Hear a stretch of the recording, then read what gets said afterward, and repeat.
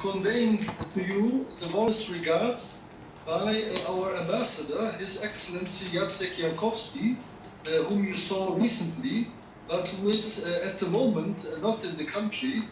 And so he asked me to meet with you on his behalf.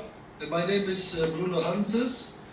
I'm the Minister Councillor and Chargé d'Affaires interim in the European Union delegation. I'm here with some of my colleagues, in particular Mr. Arnaud Borchardt, who is our head of cooperation, Mrs. Elisabeth Loacker, whom you may know already because she is in charge of everything that is concerning health, and also other collaborators, in particular Mrs. Carolina Lagievka and Marta Palmarola.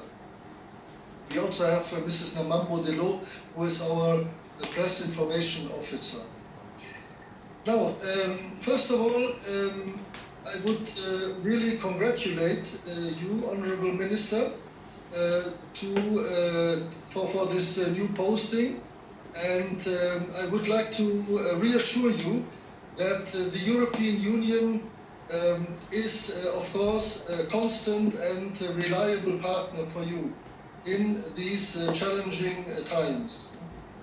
I would also like to express my appreciation for the work that you have already done. And I would like to reassure you that the European Union stands ready absolutely to support you in your endeavors. As you will be aware, the EU has a long-term partnership with the government and the people of Zambia. And in particular in the health sector, we have done in recent years very considerable investments. I would like to cite in particular the two flagship programs under the 10th European Development Fund. That is firstly a program in the sector of maternal health, neonatal health and child health and nutrition, which is EU funded with an envelope of altogether 50 million euro, with the objective to help accelerating progress towards the Millennium Development Goals 4 and 5. So that is the first program, in fact, a very vast program. And the second, the flagship program of the European Union funded by us is with 23 million euro, a program which is called Health System Strengthening. And this program has as an objective to help with the medical supply chain management, as well as with the safety and quality of medicines. So now, when the COVID-19 pandemic broke out, we have also been able to mobilize additional support of initially 2.7 million euro that we could mobilize last year in order to procure essential medicines and life-saving commodities. The main purpose of that, the main objective, the main goal of that program is to help assure the continuity of routine health service delivery and fill in the gap in drug supply availability during these very challenging times.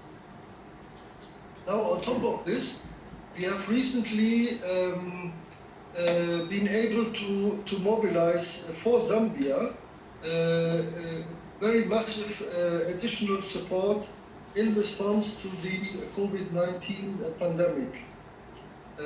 So the amount is very sizable. It's an amount which is going through the European Union, but also through some of our member states, where we act as Team Europe.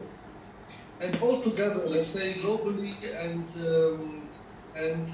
bilaterally, this amounts to 58 million euro for Zambia, of which the European Union bears 8 billion euro.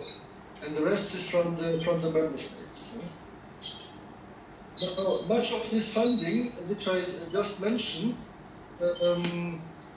was invested in the mitigation of medium and long-term socio-economic consequences of the COVID-19 pandemic.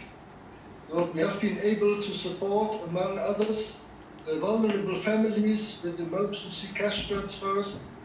We have provided nutritive food and wash facilities. So this is all part of the overall COVID-19 response.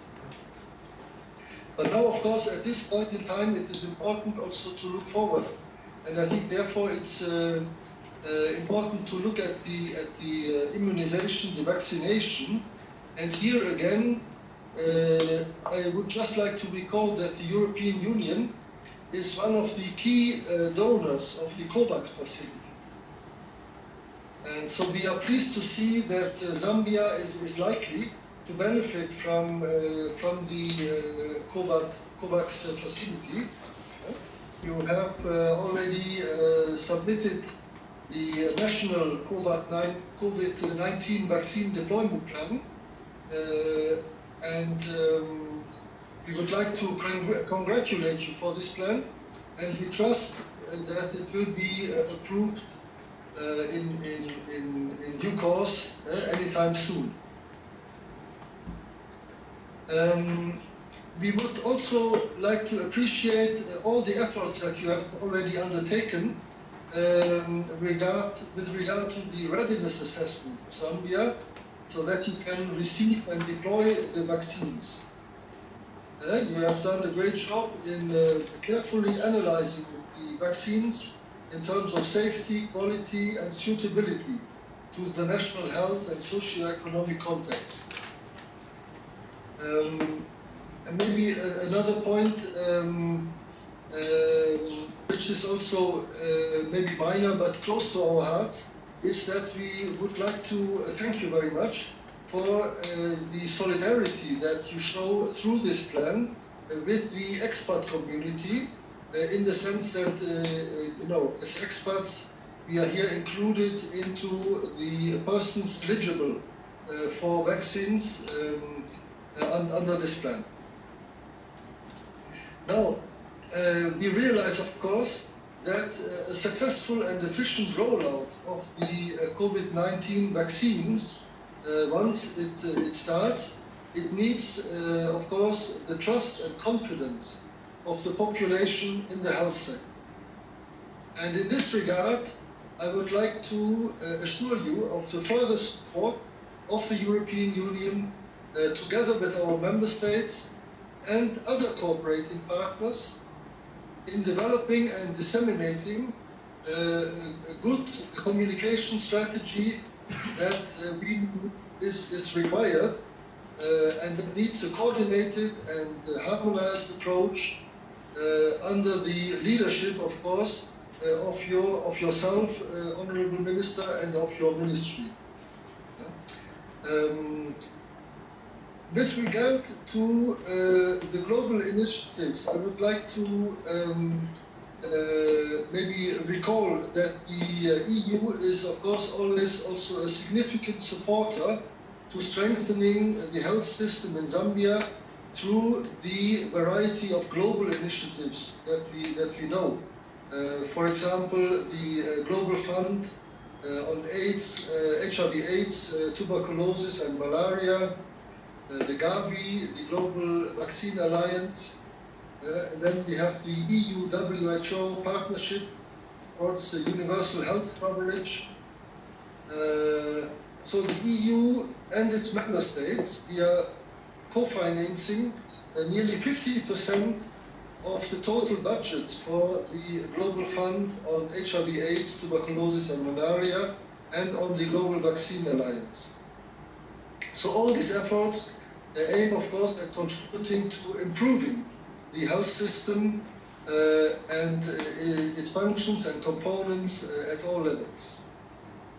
Lastly, to conclude on this point, I would like to mention that in addition to all the activities that I mentioned already, we are also contributing to research in health by financing quite a number of projects, more than 40 projects, which benefit from EU funding on a wide variety of topics.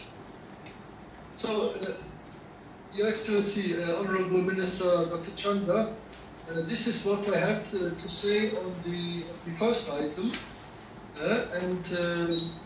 yeah, I look forward to your reactions. Thank you, Your Excellency, for that very elaborate remarks, amplifying the support from the European Union delegation to Zambia. Allow me to call upon the Honorable Minister of Health to give his remarks. Honorable Minister. Your Excellency, Mr. Bruno Hanses, Minister Councillor, charged the affairs of the European Union in Zambia, EU Head of Delegation. Firstly, thank you so much for your kind remarks. The congratulations messages have been here just over a month now at the Ministry of Health, and we thank you for your support, the European Union support and other cooperating partners who have supported Zambia at a time of great need. We are facing the COVID-19 pandemic, the second wave, and the European Union has been very, very supportive, and we are very grateful for that. I had the privilege of talking with the European Union ambassador who came physically to the Ministry of Health, and we had very good interactions, and we rely on you as a reliable partner in these very, very important programs. Your Excellency, let me extend the warm welcome to you, to the Ministry of Health. Although we are meeting virtually, but I hope one of these days we can meet physically. The Ministry of Health and indeed the government of the Republic of Zambia, led by His Excellency the President Edgar Chagwa, takes cognizance of the significant role that the European Union plays in addressing some of the key challenges facing the health sector today. The European Union, like you have rightly said, Your Excellency, has made major investments in the health sector in Zambia. The focus has been in health system strengthening, blood transfusion services, reproductive, maternal, neonatal, child health, and nutrition services. Specifically, some of the key investments that I can highlight, Your Excellency, are the following. Through the health system strengthening program, that's 23 million euros that the EU has spent in the health system strengthening program, the European Union has supported the supply chain management and security of drugs by the construction of the modern central warehouse at Medical Stores Limited, now called ZAMSA, the Zambia Medicines and Medical Supplies Agency. Health system strengthening program also supported the construction of a modern National Medicines Quality Control Laboratory and Office Complex for Zambia Medicines Regulatory Authority, that is ZAMRA, which is at 95% completion as we talk. The health system strengthening program has also supported the ministry in progress made in rational drug use and in the development of relevant policies and strategies. Further, the European Union, in a joint venture with the government of the Republic of Zambia and the United Nations Children's Fund, UNICEF, implemented a project called the Millennium Developmental Goal Initiative, the MDGI, whose main objective was accelerating progress towards maternal, neonatal, and child morbidity and mortality reduction in Zambia. This was implemented in 11 districts in Copperbelt and Lusaka provinces from May 2013 to May 2019. The project contributed to the improvement of maternal, neonatal, and child health and nutrition in Zambia through increased utilization of quality health and nutrition services by vulnerable women, adolescents, and children. Your Excellency, thank you so much for the assured support from the European Union on the issue of the COVID-19 vaccine in Zambia. As you've rightly said, Your Excellency, in Zambia we've taken a cautious approach informed by science to ensure that the COVID vaccines that we get, one, are efficacious, in terms of quality, are they effective on the strains that we have of the coronavirus. Number two, it's about safety, are they safe? And then of course three, suitability in terms of logistics, deployment. Can we do that? So that is the approach that we're taking, and we've made a lot of progress, Your Excellency. Very soon I'll be taking the cabinet, the COVID vaccine issue cabinet memo to cabinet for formal cabinet approval, based on what we talked about, and after that, then the next steps will be outlined. But we're very grateful for recognizing the solidarity that we have with the expert community in Zambia. Because like I said, there will be no COVID apartheid. We cannot segregate who gets the COVID vaccine. We need to save all lives, the Zambian lives, the expert lives, and I'm very happy that various missions accredited to Zambia have come in to support this as well. So when the COVID vaccines are available, they will cater for everyone who is resident in Zambia, Zambian citizens, our missionaries, although I know some foreign missions have hinted that they want to bring in their own vaccines. But of course, there will be one government vaccine program. The government, through the Ministry of Health, is in charge of the COVID vaccine program, and we ensure that it is well handled. Your Excellency, I wish to recognize your support towards communication strategy on the COVID vaccine. There's been a lot of skepticism, especially on social media. On social media, anyone can write anything about COVID. You know, we have COVID denialists, those who deny that there is no COVID. We have those conspiracy theorists who say that a COVID vaccine will do this and that to people. You know, things that are not substantiated by science. And we know it's one thing to acquire a vaccine, it's one thing to deploy a vaccine, but it's another thing to ensure uptake, successful uptake of the vaccine by the population. There should be acceptance, and that is why we've said there shall be total transparency and accountability in the COVID vaccine issue. The Zambians will be told what is good for them, how the vaccines have been selected, where they are coming from.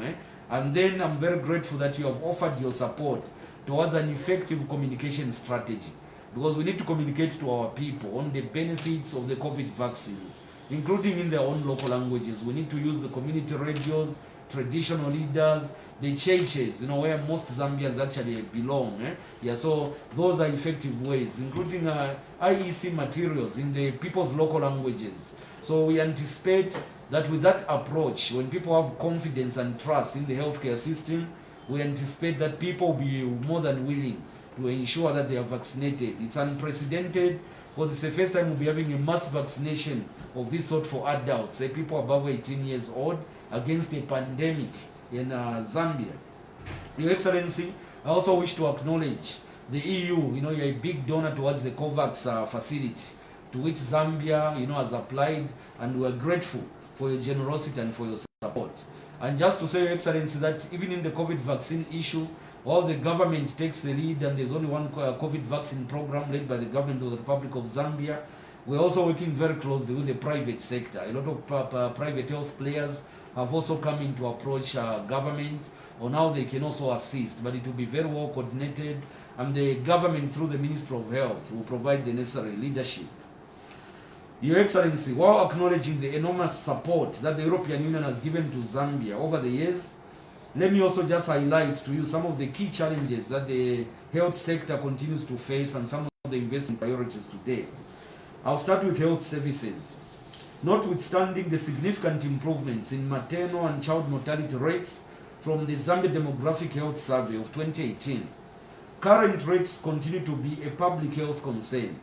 Every year, Zambia is losing more than 700 mothers and 3 times the number of neonates from preventable causes. So women are dying, over 700 per year, and 3 times that number of neonates who are dying from preventable causes. The ministry will therefore continue to seek for additional investments to strengthen the provision of maternal, child, newborn, adolescent health and nutritional services in order to reduce morbidity and mortality. One of the main challenges that requires agent support is the strengthening of the referral system through purchase of ambulances and medical commodities and capacity building in management of pregnancy complications. Your Excellency, malaria is still a public health problem in Zambia, with about 7.1 million cases reported last year and 1,875 deaths also reported last year. The government will therefore continue strengthening our interventions towards malaria elimination in order to effectively respond to changing the epidemiological situation, which has led to the resurgence of malaria in most parts of the country. Currently, the major challenge in the fight against malaria is the availability of commodities for malaria diagnosis and treatment. We have a significant funding gap of around $6 million for malaria case management and commodities, and any support in this regard will greatly strengthen the fight against malaria and would be much appreciated. The Minister of Health would also like to request the EU to consider expanding its support for nutrition programs to more districts countrywide. In addition, we also kindly request for technical support in strengthening nutrition human resource. Second issue is drugs, vaccines, and medical supplies. As you may be aware, Your Excellency, ensuring constant availability of quality, efficacious, safe, and affordable essential medicines, vaccines, and medical supplies at all levels is a prerequisite for optimal service delivery. I therefore kindly request you to continue supporting government to finance the procurement, storage, and distribution of essential medical commodities. Some of the areas that require investment include support towards establishment of a drug supply fund that could tap into funding from donors, private sector, foundations, and other well-wishers, strengthening storage and distribution systems by setting more regional hubs and improving the transport fleet. Third issue is infrastructure and equipment. Your Excellency, Zambia needs to continue investing in extension of solar systems to all health facilities and provision of power backup in the hospitals, construction of mothers' shelters, procurement and maintenance of various issues that we need, including medical equipment for hospitals, especially the newly constructed facilities, procurement of cold chain equipment to strengthen the immunization program, and of course transport for mobility of students under clinical placements. Any support from the European Union to support these areas will be highly appreciated. Before I conclude, I just wish to reassure you that all resources given by the European Union to Zambia, we shall ensure that there is total transparency and accountability. Because we know that the European Union also gives accountability to your citizens in Europe. You give accountability to the European Parliament. And we shall ensure that all resources that are given to Zambia are handled in a very transparent and accountable manner, because this should benefit the Zambian people. May I conclude by thanking the European Union for the unwavering support in strengthening health systems and the Ramcan program in the country. The government will endeavor to sustain and strengthen these partnerships. I wish to also assure you, Your Excellency, of the usual commitment from the government of the Republic of Zambia through the Minister of Health in strengthening and sustaining the relationship between Minister of Health and the European Union. Thank you so much, Your Excellency. Thank you very much, Honorable Minister. Your Excellency, at this stage now, you'll be having a closed discussion with the Honorable Minister. So allow the media just